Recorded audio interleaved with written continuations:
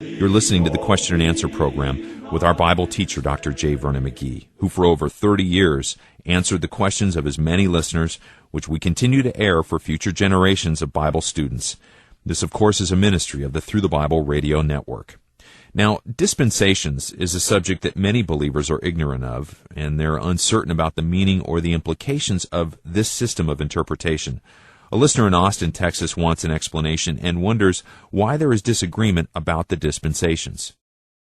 I would think that there's a great deal of disagreement among church members about the dispensations. I thank God for the day that a teacher put in my hands a Schofield Bible, and I read the article in the Schofield Bible on dispensations.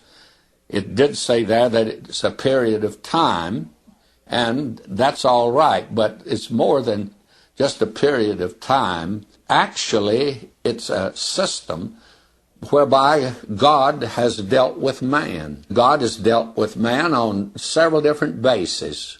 In the Garden of Eden, man was innocent. God dealt with him on an altogether different basis that he dealt with him when he got outside of the Garden of Eden.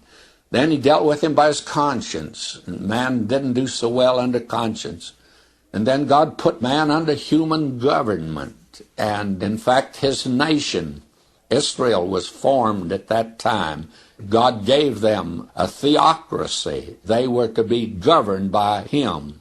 And the tabernacle system came in, and the law, it was a legal system, for a government must have law. And then you move on from that, and you come to where we are today, in the dispensation of grace. It involves time, but it is a different method by which God is dealing with man.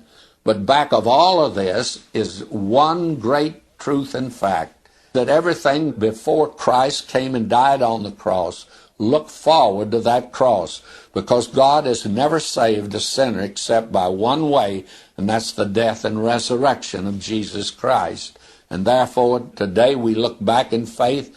Before he came, they looked forward and brought a little sacrifice, believing that that sacrifice merely represented, was symbolic and pointed to the one who was coming to die for the sins of the world. I think that probably that's all that we better say today on the subject of dispensations.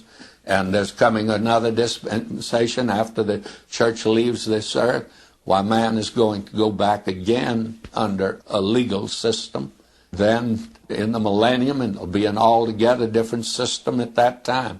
But all of it rests upon the one foundation of Jesus Christ.